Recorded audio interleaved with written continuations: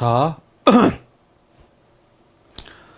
자, 연이어서 우리 이번 시간에는 교재 17페이지 공탁 목적물부터 진도를 하겠습니다. 이번 시간에는 27페이지까지 공탁 신청 27페이지까지 예정입니다. 공탁 목적물부터 보겠습니다. 워밍업을 좀 한 다음에 하겠습니다. 공탁 목적물은 이제 공탁은 공탁 목적물의 종류에 따라 금전, 유가증권, 물품으로 나눌 수도 있어요. 자, 우선 금전은 이제 여기서 말하는 금전은 우리나라 강제 통용력이 부여된 우리나라의 통화를 말한다. 외국의 통화는 금전 공탁의 목적물이 아니고 그냥 물품 공탁의 목적물이 될 수는 있다. 금전 공탁하면서 돈을 은행 수표로 내더라도 수표 자체가 공탁물이 아니라 이걸 교환한 금전이 공탁 목적물이 되는 것이다. 자, 물품 공탁을 보겠습니다. 물품도 공탁이 가능해요. 물품 드물지만 유채물을 말한다. 유채물. 그러니까 결국은 금전과 유가증권 공탁이 아닌 유채물을 말하겠죠. 금전 공탁과 유가증권 공탁은 따로 있으니까. 자, 참고로 이와 관련해서 알아둘 게 부동산이 변제 공탁의 대상이 될 수 있느냐. 결론은 뭐다? 부동산 자체는 공탁 목적물이 부적당하다. 부동산 자체는. 그 63빌딩 뭐 이런 걸 어떻게 누가 보관하고 이거를 이렇게 할 거예요. 그 실무상 이거와 헷갈리지 말 건 뭐냐면 부동산 관련 사건에서는 부동산 서류 공탁, 등기 서류 공탁은 존재해요. 서류 공탁. 말소 등기, 이전 등기와 동시에 뭐 해라 등등 해서 이 등기에 필요한 부동산 등기에 필요한 서류 공탁은 존재합니다. 근데 부동산 등기에 필요한 서류 공탁은 물품 공탁으로 가능해요. 그러나 그게 아니라 부동산 자체, 63빌딩 뭐 이런 빌딩 자체를 공탁한 이거는 부적당하다. 여튼 기술상 곤란하고 이런 거를 하기가 결론 우리가 알아둘 거는 부동산 자체에 대한 공탁은 부적정하다. 구분할 게 뭐다? 등기 서류 공탁은 물품 공탁으로 가능하고 이전 등기, 설정 등기, 말소 등기 뭐 이런 거. 자, 그 다음에 변제 공탁의 경우 보면 변제 공탁의 목적물은 이 변제 대상, 채무 내용에 따라 금전일 수도 있고 물품일 수도 있고 그렇다. 그죠? 금전일 수도 있고 유가증권일 수도 있고 물품일 수도 있어. 만약에 공탁물 보관자가 이 물품을 다룰 수 없는 자기 영업에 속하지 않을 때는 법원에 공탁물 보관자 선임 신청을 해서 여기서 공탁을 할 수가 있어요. 제가 최근에 스프레이 9,600개를 이렇게 상대방한테 제공함과 동시에 1억 원을 받아라. 판결이 동시행으로 스프레이 9,600개를 제공함과 동시에 1억 원을 받아라. 판결이 나서 스프레이 9,600개를 공탁하려는데 관할 공탁소에 전화해 봤더니 스프레이 9,600개를 이거 공탁하면 이거 그 공탁소에 이걸 보관할 창고업자나 이런 사람이 정해져 있느냐 그랬더니 없다는 거예요. 그러면 어떻게 해야 돼? 스프레이를 보관할 이 창고업자 등을 선임 신청을 해서 거기에다가 스프레이를 공탁한 다음에 이걸 붙여가지고 강제 집행을 할 수 있도록 이렇게 예외적으로. 다만 변제 목적물이 공탁에 적당하지 않거나 멸실 또는 훼손될 염려가 있거나 공탁에 과다한 비용을 요하는 경우에는 허가를 얻어서 경매에서 팔아서 대금을 공탁할 수도 있다. 이게 너무 곤란할 때는 이럴 수도 있다. 스프레이가 조그만 거라 크기가 크질 않아서 9,600개지만 이게 조그만 거라 이렇게 그래서 이제 어떻게 할 건지 지금 이거로 할 건지 이렇게 저기 하고는 있습니다. 자, 그다음에 담보공탁의 목적물은 금전 또는 법원이 인정하는 유가증권. 그냥 유가증권 아니라 법원이 인정하는 유가증권입니다. 자, 그래서 이제 나중에 환가할 수 있는 거여야 되니까 손해를 받을 수 있도록 그래서 환가가 용이하지 않은 그런 또 안정성이 없는 예컨대 개인이 발행한 어음, 수표 이런 것, 문방구 어음 이런 거는 적당하지가 않다. 납세 담보공탁 세금 연장해주거나 분할 납입할 때 이런 건 정해져 있다. 이렇게 인정하는 거로 정해져 있고요. 영업보증공탁, 원자력 산업할 때 필요한 공탁 이런 것들도 그 법령에 정해져 있다. 집행공탁 중요한 거. 집행공탁은 이게 금전이 원칙이다. 금전. 집행은 집행, 배당. 이건 금전이 원칙이고 다만 예외적으로 두 가지. 금전만이 가능한데 예외가 두 가지가 있다. 이게 이 법원 경매 매각 허가 결정 낙찰된 뒤에 매각 허가 결정에 대한 항고 이건 유가증권도 가능하고 선박 강제집행에서 선박 그 경매당하는 채무자가 선박이 이제 많은 화물도 싣고 있고 그러는데 경매가 될 때 이걸 운행하고 그래야 되는데 채무자가 집행 정지를 제출하고 지금 정지기간 동안에 이걸 움직이지도 못하니까 제출하고 그 보증의 제공으로 이걸 매수 낙찰되기 전에 보증으로 이 금액을 공탁해 버리면 그 들어온 금액 강제 집행 대상이 되는 금액을 공탁하면 이 집행을 안 당하고 배당만 남겨놓고 정리하면 그때도 유가증권으로 그래서 요 참고로 말씀드리면 집행공탁은 금전만이 가능하다. 예외가 두 가지가 있다. 경매 허가 결정에 대한 항고 보증과 이 선박 집행에서 정지 문서 제출하고 보증 제공해서 이걸 빠져나오는 이 두 가지는 이것 때문에 집행법 많은데 이렇게 불안할 필요 없어요. 딱 두 가지밖에 없는 거예요. 두 가지. 나왔다 해도. 두 가지. 원칙은 집행공탁, 금전만. 두 가지. 매각 허가 결정에 대한 즉시항고 하고 이거 선박. 이 둘만 알면 되는 거다. 그 다음에 보관공탁은 무기명 사채권, 담보부 사채는 사채권, 몰치공탁은 이게 두 가지예요. 몰치공탁도 소명에 가름하는 경우 내가 진실하다, 거짓말이면 몰수해라. 이거는 유가증권도 가능한데 근데 상호가등기, 상업등기할 때 이거는 금전만이 가능하다. 금전. 다른 건 안 되고 이렇게. 이걸 전제로 문제를 푸겠습니다. 지금 안 봐도 되는 걸 가볍게 본 거예요. 자, 교재 17페이지 문제를 보겠습니다. 가장 틀린 것은 보증공탁을 하는 경우에 보증금을 대신해서 유가증권을 공탁할 수 있으나 자, 요거는 이제 담보공탁 파트에서 나오는 건데 담보공탁 시험 문제가 미리 땡겨 나왔어요. 담보공탁.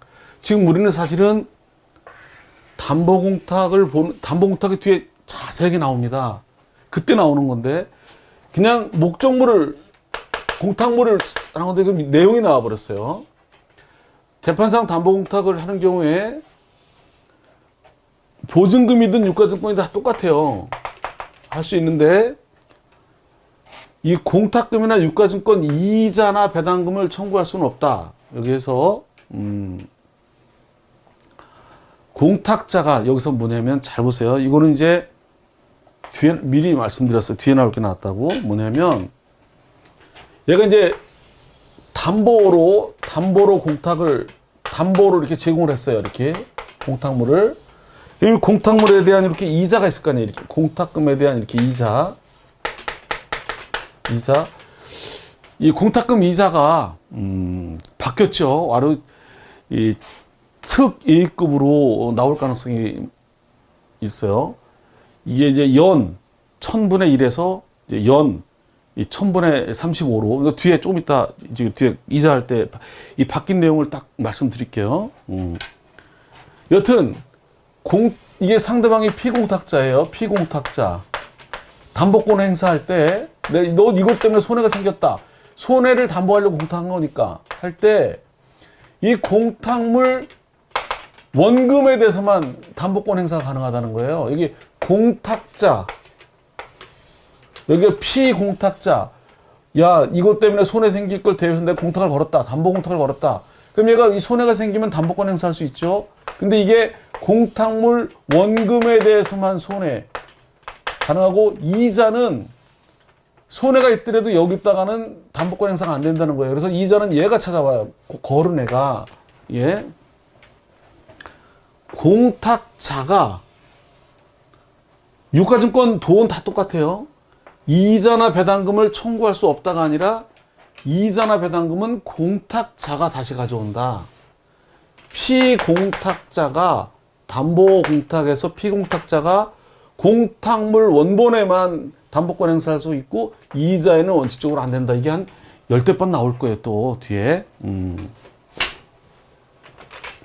자, 그 다음에 공탁물 찾을 사람이 동시행을 해야, 반대급부를 해야 되는 경우에는 그 서면을 증명해야만 이거 찾을 수 있는 거죠. 당연한 거고요. 뒤에 또 변제공탁할 때 자세히 나올 거고요. 이거를 반대급부 증명, 어떤 식으로 증명해? 공탁자가 이걸 인정한다거나 공증, 그 밖에 관공서가 공적인 문서로 인정하면 찾을 수 있다 이거죠. 시군법원 공탁관이로 지정된 법원 주사는 시군법원의 사건과 관련된 상소 제기나 변경으로 인한 집행정지. 그러니까 시군법원 사건 가집행 막기 위해서 정지. 이것도 가능할 수 있죠. 소액사건 관련.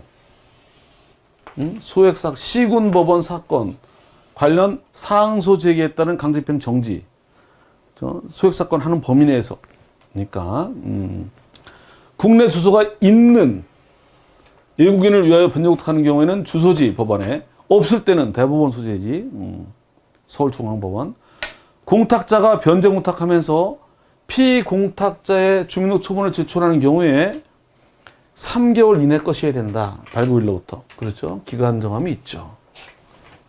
첫 번째 걸 봤어요. 이렇게 이게 지금 개념을 보고 있는데 지금 이 변제공탁 첨부서면 이게 다 미리 나와버리고 그때 또 나오고 뒤에. 자, 집행공탁 교재 18페이지를 봅니다. 자, 공탁물 보관자의 영업 범위에 속하지 않는 물품은 채무이행지 관할법원에 공탁물 보관자 선임 신청해서 공탁할 수 있다.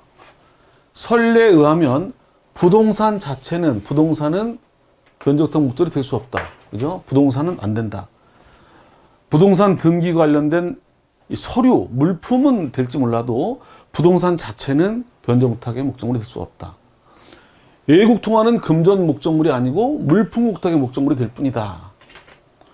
자, 납세, 담보공탁 목적물은 금전 또는 유가증권이지만 공탁할 수 있는 유가증권은 모든 게 되는 게 아니라 국채, 지방채 등 확실하다고 인정하는 것만 가능하다. 판례에 의하면 가압류 해방공탁의 목적물은 가압류 해방공탁은 집행공탁이다. 집행공탁은 뭐만 가능하다? 금전만 가능하다. 이건 안 된다. 이건 집행법에도 나오고 뒤에 또 나올 거예요. 계속. 실질적 통용 가치가 있는 유가증권이라도 안 된다. 금전만이 가능하다. 이건 계속 반복될 거다. 자, 이렇게 했어요. 자, 그 다음에 우리 교재를 넘겨서 자, 21페이지 공탁 신청. 신청과 관련된 문제를 정리를 하겠습니다. 이번 시간에 어디까지 하냐면 27페이지 4번 문제까지 워밍업을 좀 하고 할게요. 공탁 신청은 방문 공탁, 우편 공탁이 안 된다. 두 통을 작성해서 공탁서에 제출한다. 그러면 하나는 공탁관이 가지고 하나는 돌려준다. 이걸 가지고 나중에 회수하거나 그럴 때 공탁서가 필요하니까 우편을 할 수 없다. 이렇게 법령조항, 공탁은 법에 근거가 있을 때만 가능하니까 민법 몇 조 이런 식으로 공탁자, 피공탁자 이런 거 기재하는 거예요. 자, 공탁서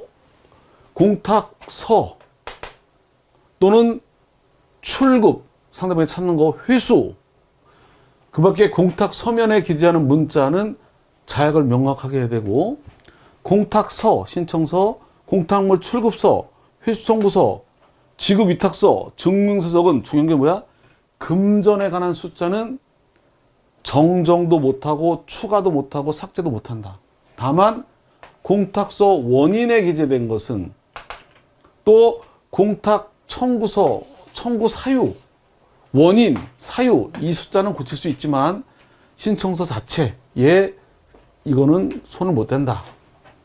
원인 사실 기재 이런 건 가능하지만 청구 사유 그건 하지만 고칠 수 있지만 그래서 고치더라도 한 줄로 긋고 똑바른 글씨를 쓰고 그 고친 글자가 몇 글자인지 쓰고 도장을 찍어서 그리고 삭제한 문자를 읽을 수 있도록 남겨놓고 자 그리고 이걸 확인한 다음에 등기 이 공탁관도 별도로 공탁관 도장을 딱 찍어서 확인하도록 인감을 찍어서 전자공탁 있어요. 우편공탁 말고 금전공탁 돈 주는 금전공탁 사건에서 이제 전자공탁이 가능한데 돈 뭐 이렇게 현물이 왔다 갔다 하지 않아도 되는 거니까 자 중요한 거 이 적용 범위가 시험에 엄청 많이 나왔다 이게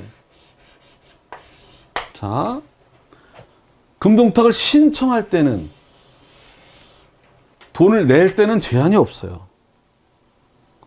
근데 이게 찾을 때는 여기 찾을 때 이거 구분해야 돼요. 신청 사건과 제한이 없는데 찾을 때는 얼마 이하? 5천만 원 이하일 때만 다 금전 왔다 갔다 안 해도 되는 거. 자, 또 전자로 제출된 공탁 서류 열람, 전자로 제출했으니까 전자로 열람. 또 전자로 제출된 공탁 사건 증명, 열람, 증명, 전자로 제출된 거. 전자로 제출된 사건에 대한 이의 신청. 이렇게 전자로 제출된 거 열람, 증명 청구, 이의 전자로. 나머지는 뭐야? 신청은 제한이 없고 회수는 금전만, 이것도 5천만 원 넘지 않는 것만. 출급 회수는 찾는 거는 자 전자공탁 신청은 자 보세요. 자연인 법인 다 가능해요. 요것도 가능해요. 그 외국인일 때 출입관리법에 따라 등록을 하거나 이 지에 따라 국내 가서 신고를 하면 이렇게 공식적으로 신고하면 이것도 가능해요. 근데 미성년자는 이게 동의를 받은 건지 안 받은 건지 이런 걸 일일이 전자 시스템으로 확인하기 어려우니까 안 되고 미성년자는 법인 아닌 사단재단 종중 이런 것도 전자로다가 이게 자격증명 대표자 자기 이런 거를 증명할 수 없으니까 안 되고 법인 등기는 전자로 이렇게 되는데 그래서 자연인 법인 외국인도 이렇게 등록하면 가능한데 미성년자 법인 아닌 재단 안 된다. 그리고 전자대리는 전문 자격사만이 가능하다. 그리고 사용자 등록을 해야 되고 이렇게 전자로 공탁하려면 자 첨부서면 공탁할 때 뭘 첨부하느냐 기본적으로 이게 이제 개인이면 괜찮은데 공탁자 여기 공탁자를 말해요. 공탁자가 법인인 경우 이제 당연히 법인 등기 부등본이죠. 3개월 지나지 않은 거. 공탁자가 법인 아닌 사단재단인 경우 공탁자가 법인 아닌 사단, 재단일 때에는 이 정관, 단체니까 이나 규약, 또 자격증명 서면을 제출해야 된다. 이게 밑에가 중요해요. 정관 기타 규약은 법인 아닌 사단, 재단의 실체, 그러니까 명칭, 이거 보고서, 그다음에 사무소, 목적, 총회, 운영위원회 의결사항, 임원, 실체를 증명하는 서면이다. 또 대표자의 자격을 증명하는 서면, 회의록, 선임결의서 등은 이거를 굉장히 이걸 통해서 하게 돼 있는 것이다. 이걸 예외시기종으로 봐서 다른 거로 대체할 수가 없다. 그래가지고 이 뒤에 선례가 자주 혐의에 언급이 됩니다. 몇 번째 반복이 되는지 모를 정도로. 민사 재판 절차에서 이 비법인 사단의 실체와 대표자 자격을 인정하는 판결이 선고됐더라도 이는 변론 종결을 기준으로 한 것이므로 그 후에 사단의 소멸, 명칭, 대표자 변경 이런 거를 판결만 가지고 확인할 수가 없는 것이다. 따라서 결론이 뭐야? 비법인 사단이 판결에 의하여 공탁을 하더라도, 판결로 공탁을 하더라도 판결문에 사단의 실체 및 대표자가 표시되어 있다고 하더라도 판결문만 첨부해서 공탁할 수는 없고 반드시 정관 기타 규약과 대표자 자격 서면을 첨부해야 된다. 첨부해야 된다. 자, 아주 시험에 단골로 나오는 거다. 대리인이 할 때는 위임장 뭐 이런 걸 첨부해야 되겠죠. 이 관공서에서 발급받은 거는 3개월 이내 거로. 자, 이걸 전제로 문제를 한번 풀겠습니다. 자, 우리 교재 21페이지. 전자공탁 옳지 않은 것은, 자, 전자공탁에 관한 설명 중 옳지 않은 것은, 전자신청은 신청 정보가 전자공탁 시스템에 저장 이렇게 된 때에 접수된 거로 본다.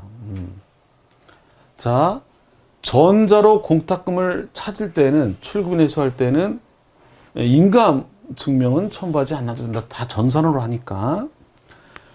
법인 아닌 사단이나 재단의 경우에는 전자 공탁을 이용할 수가 없다. 이거 확인할 수가 없으니까. 미성년자도. 전자 공탁금을 찾을 때, 출급 또는 회수할 때 공탁금을 예금 계좌 입금해서 지급하는 경우 예금 계좌는 청구인 본인 것이어야 된다. 자, 그 전자로 공탁 출급 회수해서 공탁금을 찾을 때 그 계좌 예금 계좌로 찾을 때에는 본인 것이어야 된다. 공탁금이 5천만 원을 초과하는 금전 공탁의 신청, 이에 대한 출급, 회수, 전자를 이용할 수 있다. 이용할 수 없다. 뭐가 틀렸죠? 신청은 5천만 원을 초과해도 가능하고, 출급 회수는 5천만 원을 초과하면 안 되고, 그죠? 밑에가 5천만 원. 자, 이거 틀린 거다. 그 다음에 21페이지 밑에 문제 틀린 것은 공탁서에 적은 금전에 관한 숫자는 정정 초과 삭제를 하지 못하. 맞아요. 공탁 원인 사실에 기재한 금전도 못한다. 틀렸죠. 원인은 가능하다. 변제 공탁 일정 요건을 갖춘 경우 공탁자의 주소를 관하는 공탁서에 공탁 제출할 때도 있어요. 변제 공탁은 원래는 피공탁자 주소지인데 원래는 예외적으로 일정한 경우에 예외적으로 공탁자 주소지도 가능할 때가 있다. 수용, 이제 변제 공탁할 때 나오는 것들. 수용의 경우에 보상받을 때 전혀 알 수 없을 때는 예외적으로 절대적 불확정 공탁이 가능하고, 이때는 피공탁자를 어떻게 쓴다? 이 이름 이런 걸 못 쓰니까 수용자 불명으로 해서 예외적으로 수용 공탁에서는 불확정 공탁이 가능하다. 절대적 불확지가. 공탁자는 공탁사의 도장을 찍는 대신에 서명으로 대신할 수 있다. 서명 또는 무인으로도 가능할 수 있다. 자, 옳지 않은 것은, 자, 공탁관에게 제출하는 서류가 2장 이상일 때는 간인을 하도록 돼 있어요. 간인. 여러 명일 때는 한 사람만 간인해도 되고요. 자, 공탁 금액은 한글과 아라비아 숫자로 이렇게 기재하게 돼 있어요. 한글과 아라비아 숫자로. 영업 보증 공탁을 하는 경우 공탁서에 영업 보증에 그 영업 인허가 명령에 따라 원자력 산업 이런 걸 말하는 거예요. 그때 이 관공서의 명칭과 건명이 별도 기재사항으로 정해져 있다. 자, 피공탁자가 법인일 때, 공탁자가 아니라 피공탁자가 법인일 경우에 법인 등록번호를 확인할 수 있는 자료가 첨부되는 경우에 한해서 피공탁자를 기재하는 게 아니라 이 공탁서 기재란에 이 법인번호를 기재하게 돼 있다. 이때만이 아니라 밑에 공탁자는 공탁서에 날인 서명할 수 없던 때는 무인도 할 수 있고, 잘 보세요. 여기 서식을 앞에 쭉 넘겨볼게요. 앞에 얼른 넘겨볼게요. 여기 보면 이렇게 앞에가 앞 시간에서 여기 이렇게 여기 그냥 이 등록번호를 기재하게 돼 있다. 이렇게 개인은 주민번호 이렇게 기재하게 돼 있고, 다만 플러스 이 상대방 주소 소명 주소지니까 그 주민등록초본 법인등록초본을 붙여야 되느냐 문제는 별도예요. 그거는 자 근데 이제 이 경우 기재는 무조건 하게 돼 있어요. 기재는 기재는 무조건 하게 돼 있다. 자, 쭉 넘기겠습니다. 앞에 봤던 거 넘기겠습니다. 자, 그래서 우리 교재 22페이지 문제, 23페이지 문제 4번을 보고 있는 거죠. 자, 한번 볼게요. 이게, 받고, 요 밑에, 여기, 요거, 23페이지 문제, 이렇게 문제 1번에, 요 1번에 4번 지문을 보고 있는 거예요. 4번. 그 피공탁자를 기재하게 돼 있다. 피공탁자가 법인인 경우 법인 등록번호를 확인할 수 있는 자료가 첨부되는 경우에 한해서 기재하는 게 아니라 기재하게 돼 있다. 자, 그리고 이제 변제 공탁일 때만 피공탁자의 개인은 주민등록 등초본, 상대방 법인은 법인등기부 등초본을 이렇게 의무적으로 통지 관련해서 붙이게 되어 있는 거고, 여튼 여기서 법인 등록번호를 확인할 수 있는 자료가 첨부되는 경우에만 기재되어 있는 게 아니라 이 기본적으로 피공탁자 이걸 기재하게 되어 있다. 자, 자, 첨부 서면 우리 교재 24페이지 보겠습니다. 우편 공탁은 안 된다. 정정도, 지급 청구도 우편 안 된다. 이게 몇 번째 반복이죠? 비법인 사단이 판결에 기하여 공탁을 하는 경우 판결문에 사단의 실체 및 대표자가 표시되어 있다면 판결문만 첨부해서 공탁할 수 있다가 아니라 안 된다. 판결 후에 또 바뀔 수 있고 막 그러기 때문에 반드시 정관, 대표자 자격증명 이걸 붙여야 된다. 이번이 틀린 거다. 계속 반복, 몇 번째 나올지 몰라요. 토지 보상금을 확지 공탁하는 경우 공탁서의 피공탁자라는 소유자를 기재합니다. 소유자. 이건 이제 수용 공탁할 때 나오는 거예요. 토지 소유자에게 보상금을 지는 거니까. 여기에 담보물권자, 압류, 가압류권자 등은 기재하지 않습니다. 공포의 수용 공탁이에요. 공탁할 때 말씀드리겠지만 수용 보상 공탁할 때 수용 보상 공탁을 하고 나면요. 수용 보상 공탁을 하고 나면 강제 수용을 말합니다. 강제 수용할 때 강제 수용하는 재결서에 따라 재결서에 이제 수용 개시일이 정해져요. 언제까지 공탁하거나 지급하라. 그때 공탁하는 순간 이거는 이 승계 취득이 아니라 이 수용 공탁이나 지급에 따른 취득은 원시 취득이라 옛날 등기부를 멸실하고 새로 등기부를 보존 등기할 사항이래요. 근데 형식적으로 이전 등기를 하는 것뿐이래요. 그래서 공탁하는 순간 등기부의 모든 권리는 완전히 소멸하고 새로 취득하고 등기부에 말소된 여러 가지 권리가 수용보상금으로 옮겨지지가 않아요. 그러니까 등기부의 권리자들은 수용보상금에 별도로 물상대위로 압류하든 뭘 하든 하지 않으면 그냥 큰일 납니다. 옮겨지지가 않아요.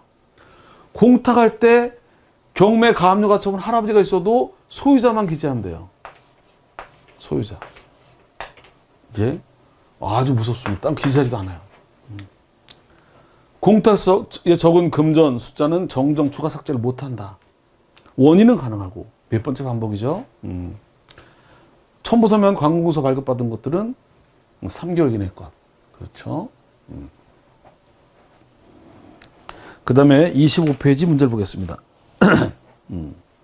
자, 옳지 않은 것은 5천만 원을 넘는 경우에는 출급 회수는 전자로 못해요. 신청은 가능해도. 그렇죠? 법인 아닌 사단 재단 쭉 볼게요. 판결문을 첨부하면 이런 걸 별도로 첨부할 필요가 없다. 틀렸죠. 이렇게 계속 몇 번째 반복인지 몰라요. 지문만 길게. 자, 요 뒤에 나올 게 나은데 제3채무자가 채무자에게 지급할 돈에 대하여 가처분이 들어왔다. 초심 처분금지 가처분이 들어온 경우 가처분권자가 잘 중요한 거 채권의 귀속을 다툰다.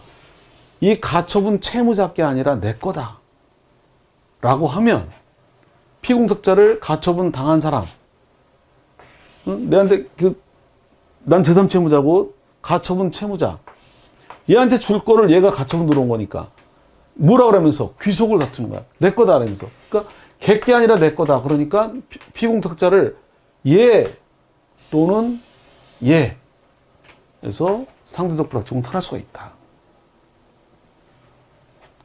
수용 대상 토지에 담보물권 가압류 경매 할아버지가 있어도 소유자만 기재하고 기재할 필요가 없다. 변제공탁일 때 그러는 거예요. 변제공탁일 때. 집행공탁일 때는 아예 아무도 안 기재하잖아요. 들어온 것만 이렇게 하고. 변제공탁의 경우 채권자가 반대급부 이행할 의무가 없음에도 불구하고 채무자가 이걸 조건으로 하면 이걸 수락하지 않는 한 공탁 자체가 무효다. 수락하지 않는 한. 벌써 변제공탁이 미리 막 나와버리다 보니까 뒤에 가면은 또 나오고, 이게 이런 현상이 왜 그런다? 낼 수 있는 지문은 한계가 있고, 문제는 채워야 되고, 이게 기출지문이 엄청 반복되고 있다. 뒤에 가면 엄청 빠르게, 중복이다. 자, 3번 옳지 않은 것은, 자,